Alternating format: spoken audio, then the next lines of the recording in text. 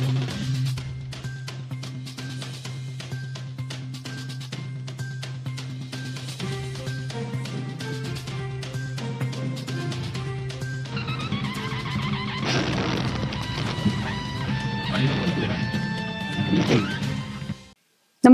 आपण पाहता हिरकणी न्यूज.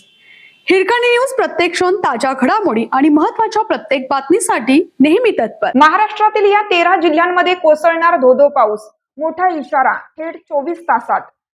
राज्यातील हवामानात सतत बदल होताना दिसत आहेत. राज्यात सध्या पावसाला पोषक वातावरण आहे. आज काही भागात पावसाचा इशारा देण्यात आलाय. 20 जुलैपासून राज्यात पुन्हा एकदा मुसळधार पावसाला सुरुवात होईल. याच दरम्यानच भारतीय हवामान विभागाने कोकण, मराठवाडा आणि मध्य महाराष्ट्रात विजांच्या कडकडाटासह पावसाचा इशारा दिला आहे. देहरादून, पटना, बंकुरा या भागात कमी दाबाचा पट्टा निर्माण झाला. बिहार आणि पूर्व उत्तर प्रदेशात समुद्र सपाटीपासून 900 किलोमीटर अंतरावर चक्राकार वारे आहे.